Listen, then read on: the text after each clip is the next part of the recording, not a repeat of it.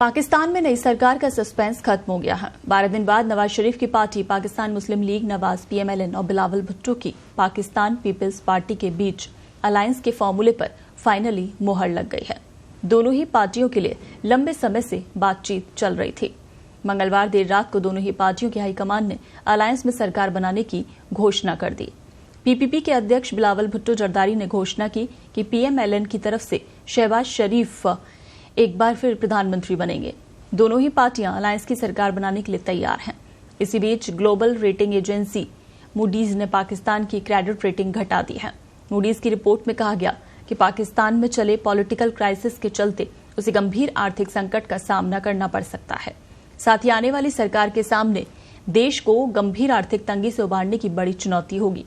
Moody's ने दावा किया कि राजनीतिक अनिश्चितताओं के चलते पाकिस्तान की नई सरकार को अप्रैल में अंतर्राष्ट्रीय मुद्रा कोष के नए कर्ज के लिए संपर्क करना मुश्किल होगा, क्योंकि उस पर पहले से ही 49.5 अरब डॉलर का कर्ज है। पाकिस्तान को IMF ने पिछले साल ही जून महीने में 3 अरब डॉलर का कर्ज दिया था, जिसकी 9 महीने की अवधि अब खत्म हो रही है। उधर पाकिस्तान को आर्थिक मदद के लिए फिर से एक बड़े कर्ज की जरूरत है।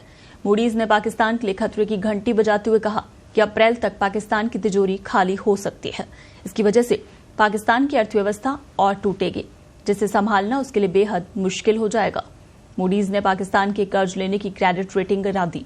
उसकी रेटिंग CAA1 से कम करके CAA3 कर दी गई है, जो डिफॉल्ट से सिर्फ 2 दर्जे ऊपर है। मूडीज का यह दावा पाकिस्तान के लिए खतरे की घंटी है, क्योंकि देश की अर्थव्यवस्था IMF के कर्ज के सहारे ही चल रही है।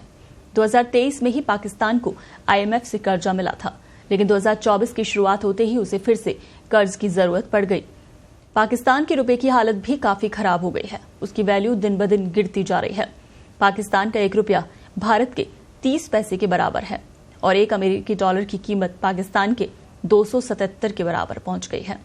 2011 के बाद से पाकिस्तान का विदेशी लोन लगभग 2 गुना हो गया है, जबकि घरेलू ऋण 6 गुना ज्यादा हो गया है। पिछले साल ही पाकिस्तान को IMF से 3 अरब डॉलर की मदद मिली थी, जो अब खत्म हो रही है। पाकिस्तानी मीडिया के अनुसार पाकिस्तान चुनाव के बाद बने हालात पर मूडीज का आकलन नई सरकार के लिए चिंता का संकेत है।